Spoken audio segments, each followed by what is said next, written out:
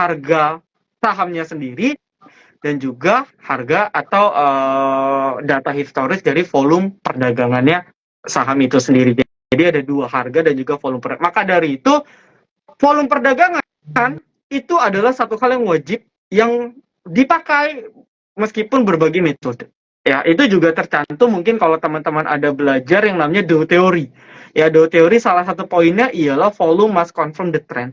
Artinya ialah ketika suatu tren tersebut dikatakan naik, maka volume itu harus mengikuti, ya, mengikuti naik, gitu ya. Jadi kalau mungkin teman-teman nanti ke depannya kalau udah sering belajar akan nemu, loh, kok saham ini kelihatannya naik nih hari ini, ya. Tapi kok tiba-tiba besok malah balik arah turun ya. Nah, karena salah satu ciri yang bisa kita lihat ialah dari volume yang sebenarnya kecil. Nanti lebih lanjut gitu ya Mas Gembong, kalau teman-teman pelajari nanti muncul keilmuan yang namanya divergent. Ya, ketika harga saham terus naik tapi tidak diiringi dengan minat beli dari pasar gitu. Jadi harga sahamnya chartnya naik, tapi kalau kita cek grafik volumenya itu turun. Nah, itu divergent, salah satu divergent. Dan itu udah jadi sinyal pembalikan arah. Itu satu. Jadi sebenarnya kalau mau digeneralisasi volume wajib. Nah, tinggal filternya tergantung teman-teman. Ya, ada yang mungkin bisa, oh, saya mau transaksi atau trading atau screening lah ya istilahnya ya, saham-saham yang volumenya secara lot misalnya, oh rata-rata 10.000 lot sehari. Nah, itu bisa dilakukan dengan kemudahan teknologi. Lalu kalau misalnya Om Silent, saya nggak punya nih untuk bot-bot misalnya, karena kan mungkin sebagian bot berbayar atau gimana misalnya.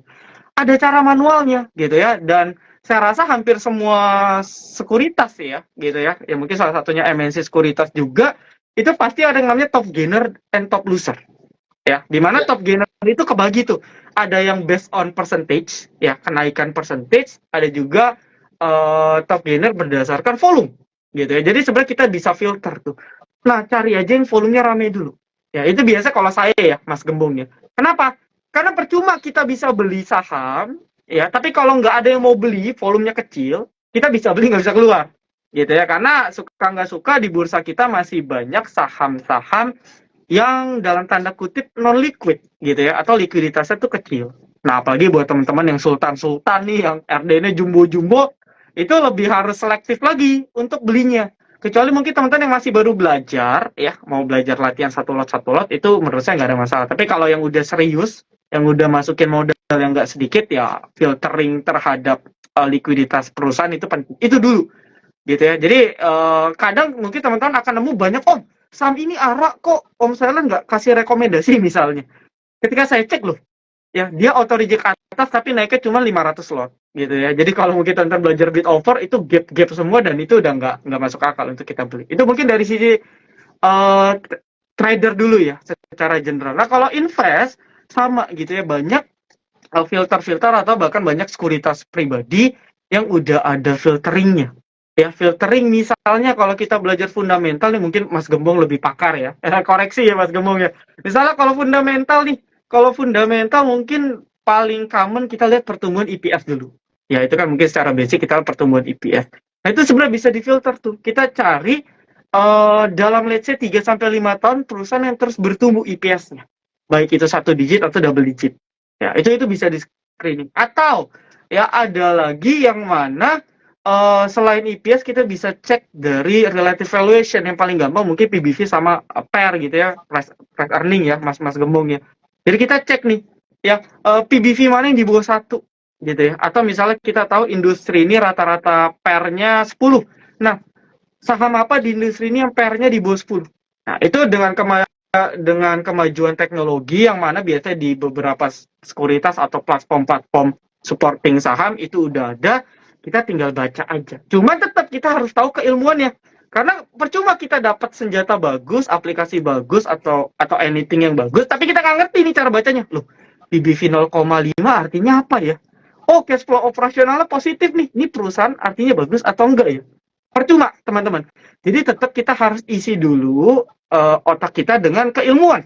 Baik itu teman-teman yang investor atau yang trader. Jadi nanti ketika otak kita udah full nih ya dengan keilmuan sesuai minat kita, investor atau trader, ketika kita combine dengan kemajuan teknologi, itu kita bisa memaksimalkannya dengan sangat baik. Gitu. Mungkin itu dulu kali untuk awal ya, Mas Gembong ya. Filtering Oke, yang paling thank you. gampang. Wah, ini daging banget penjelasannya ya. Ketika bicara memilih 900 ya, dan berbagai macam perspektif keilmuan, maka satu kita harus tahu why-nya Yap. ya.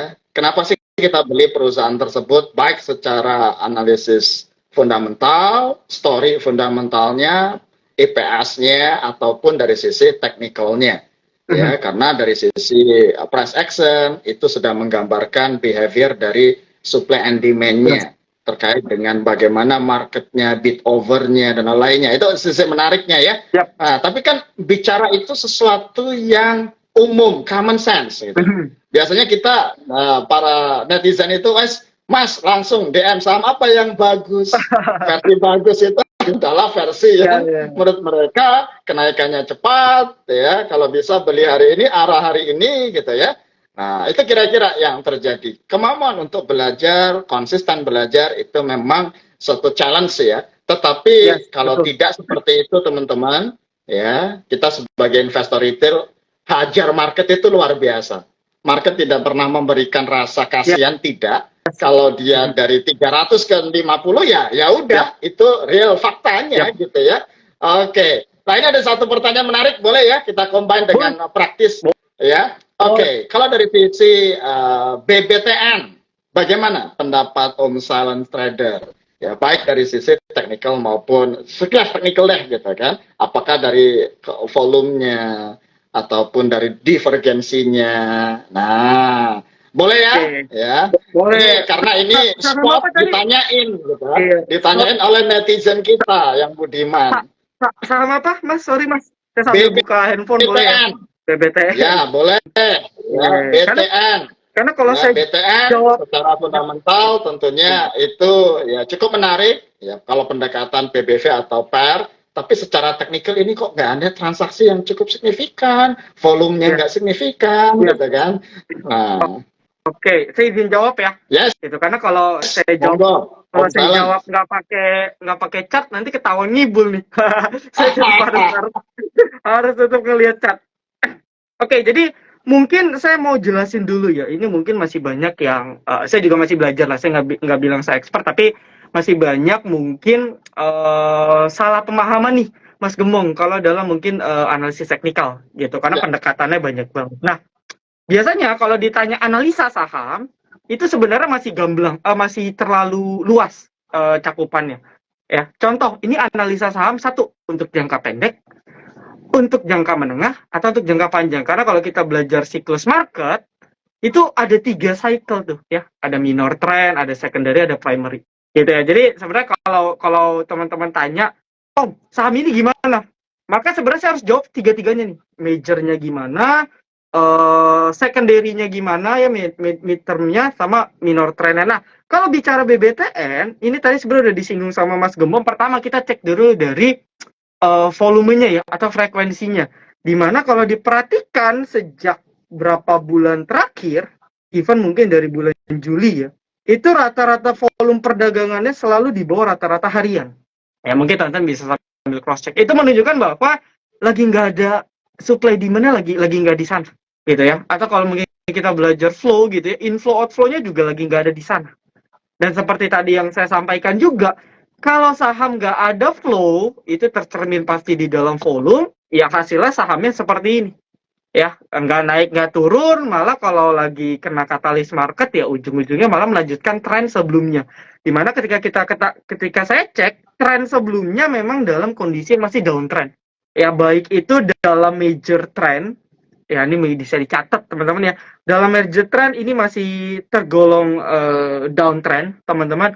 Even dalam major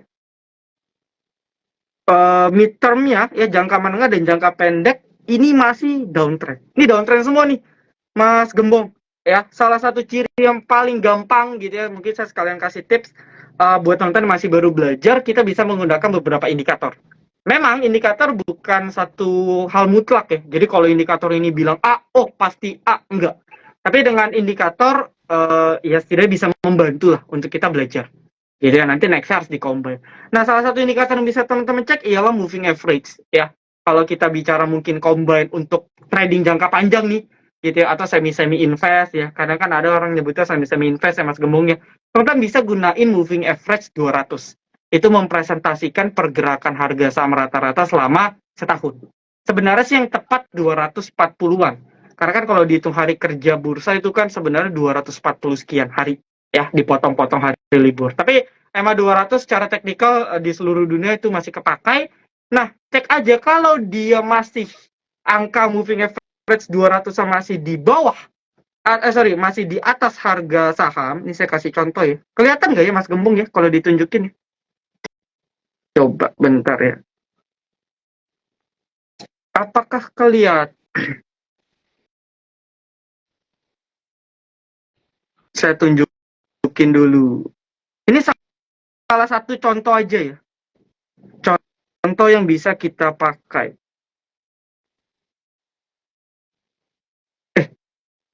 Bentar. Aduh, charting saya error nih. Mas gimana Oke. teman cek aja ya. Yes, Jadi nggak pada apa-apa. intinya Next ya. Jadi kesimpulannya intinya masih nanti turun. ya ada sesi khusus. Kalau Ya. kita bedah, biasanya kalau dengan charting itu ya grafis akan lebih mudah. Ya, dengan webinar atau apa. Kapan-kapan ya Om ya, kita Ya, bisa buat. boleh. Karena ini memang sebenarnya kita pengen menggali dari sisi expert pengalamannya langsung ya dan diskusi gitu ya. Ya. Nah, kalau teman-teman terkait tadi saham-saham, tenang. Biasanya seminggu itu kita bahas 3 hari minggu ya, market outlook dengan kita, Selasa sama Jumat itu dengan project. Nah, kali ini spesial ya, Om Silence akan lebih membagikan pengalaman bagaimana dia ya secara mentality melakukan proses, anggaplah ya sudah floating loss 70% portofolio di tahun 2018 itu bisa bangkit dan sekarang bisa ya, oh ini loh, ini sharingnya. Nah, itu nanti kita kupas. Oke, ya, thank you Om. Nah, kita dari sisi bursa tadi ibaratnya ada 900, yang penting teman-teman punya ya sekarang dibantu teknologi, punya metodologi, punya screenernya, dan konsisten memahami ya filosofi atau esensi dari analisis yang teman-teman ini sudah lakukan. Nah, Om Silence, kalau kita sudah analisa, terus membuat kita sabar, conviction, yakin. Karena seringkali kita mendapatkan informasi yang hampir tiap hari. Saham inilah, berita inilah, gitu kan. Ya, itu yang seringkali merusak mentality kita. Yang awalnya ya bisa profit misalnya 15%, tapi ketika ada ya kondisi bias-bias tersebut 5% pun atau 2% pun kita take gitu kan. Kita outin. Tapi begitu loss 20% atau 30%, bahkan 70-80% masih ditahan. Ya, kasih emoticon ketika teman-teman ketika ya beli saham terus minusnya lebih dari 30%, ya, ada pernah kondisi seperti itu sambil melihat penjelasan atau cerita dari Om Silence. Oke. Sebenarnya itu cerita yang ya dulu saya juga ngalamin ya, dan saya rasa semua ngalamin ya masa-masa seperti itu. Jadi kalau dibilang bagaimana menimbulkan conviction, ini bicara dalam kacamata trader, sebenarnya ini masih salah satu problem utama nih oleh para trader sebenarnya, Mas Gembong. Conviction di mana oke, saya beli satu saham ya, tadi seperti yang disampaikan Mas Gembong, yang harusnya mungkin profitnya gede sesuai plan awal, kita TP-nya kecepatan. Yang harusnya kita stop loss rugi 5%, jadi bablas. Nah, conviction itu bisa didapat dari beberapa cara gitu ya. Mungkin salah satunya ialah kita harus memastikan keilmuan yang kita lakukan dalam melakukan analisa itu udah tepat atau belum. Karena kadang gini, Mas Gembong, mungkin agak sedikit beda gitu ya dengan analisis fundamental, di mana kalau apalagi sejak pandemi COVID gitu ya, itu banyak banget keilmuan teknikal yang dalam tanda kutip saya nggak masuk akal gitu ya. Ada belakangnya mologi, bukan samologi ya, tapi apa-apa ilmunya ditambahin mologi, dan kalau kita telusuri ini nggak ada dasar ilmiahnya gitu ya. Dan mungkin sedikit cerita, saya baru bulan lalu ikut International Federation of Technical Analysts ya, itu IFTA ya. asosiasi internasional teknikal yang pertama kali di Indonesia untuk eventnya. Di sana bahkan nggak ada tuh mempelajari ilmu-ilmu yang dalam tanda kutip itu, Mas Gembong, gitu ya, yang trader kita tuh banyak pakai. Jadi sebenarnya kita harus pastikan dulu keilmuan yang kita pakai benar atau enggak, karena itu akan mempengaruhi juga ya hasilnya dan trading plan-nya, gitu ya. Mungkin sahamnya benar, tapi karena kita melakukan analisanya salah, trading plan-nya jadi ngaco. Itu satu ya. Yang kedua, ini mungkin masih berkaitan dengan nomor satu terkait trading plan. Ketika kita buat trading plan, ya kadang kalau kita nggak menguasai keilmuan, contoh nggak usah jauh-jauh, kita biasa stop loss ketika dia menembus area support. Ya, saya rasa semua hampir sama. Kecuali mungkin yang buy on breakout, itu pendekatannya beda. Tapi kalau dalam trading secara umum, oke, dia jebol support, kita cut loss. Mungkin secara teoritis kan seperti itu. Nah, di hal yang mungkin cukup simpel aja bicara support, kadang para trader itu masih nggak bisa bedain mana yang support kuat, mana yang mungkin support minor. Itu pun mungkin kalau ditanya masih suka bingung. Misalnya saya kasih contoh tadi ada request BBTN. Nah, coba dari mungkin yang nonton 50-80 orang saat ini, sebutin supporter BBTN. Itu pasti bisa beda-beda. Ada yang sebut supporter 1200, 1205, 1900, itu beda-beda. Jadi, kalau kita mau trading, yang mana yang benar? Nah, kalau kita mempelajari keilmuannya dengan benar, kita bisa nentuin, oh, ini support yang benar. Support yang benar ialah ketika sahamnya tembus ke bawah, itu biasanya langsung panic sell. Dan habis itu nggak balik-balik. Ya, itu yang dinamakan strong support. Karena ketika tembus, dia akan langsung lanjut untuk bearish continuation gitu ya, penurunan kelanjutan. Lalu yang berikutnya, conviction berikutnya, ini lebih ke subjektif saya ya. Biasanya kalau saya udah buat trading plan, saya biasa menghindari forum-forum gak jelas, Mas Gembong. Jadi dulu saya itu juga salah satunya banyak rugi karena ya dulu di Telegram aktif ya. Sampai sekarang kan salah satunya kalau ngomong komunitas saham, Telegram masih yang paling banyak ya. Dan mungkin sekarang udah ribuan kali ya. Nama-namanya saya juga udah nggak tahu lah, ribuan komunitas yang nggak jelas asal usulnya gitu kan. Dan ketika kita banyak ikut forum-forum yang kita nggak tahu nih, ini orang-orangnya isinya apakah orang-orang yang cuman kasih aura negatif, cuman nakut-nakutin gitu ya, cuman pom-pom-pom-pom, yang kayak gitu kita buang-buang aja. Mulai sekarang kita cuman fokus beberapa komunitas saja, sedikit komunitas yang kasih informasinya informatif, bukan nyebar hoax, kayak kemarin kan Goto tuh hoax ya, Mas Gembong ya. Itu kan nyebarnya cepat banget tuh. Wah, itu gila sih gitu ya. Nah, kita harus hindari nih yang suka nyebar-nyebar hoax, sehingga kita nggak terganggu seperti kata Mas Gembong, karena terlalu banyak terima informasi, baca-baca forum yang akhirnya yang harusnya kita ngekip, jadi kita takut. Jadi kita mulai sekarang bisa filter-filter nih, buang nih komunitas-komunitas yang aduh ini kayaknya kok isinya hoax terus ya, isinya orangnya pom-pom terus ya, kita buang. Itu bisa mempengaruhi kita secara psikologis gitu, Mas Gembong. Lalu kalau berikutnya untuk menimbulkan conviction ya, selain tadi kita mau filter komunitas yang kita punya, menguasai keilmuan ya, itu udah pasti teman-teman ya. Lalu conviction berikutnya sebenarnya ini lebih ke teknis caranya.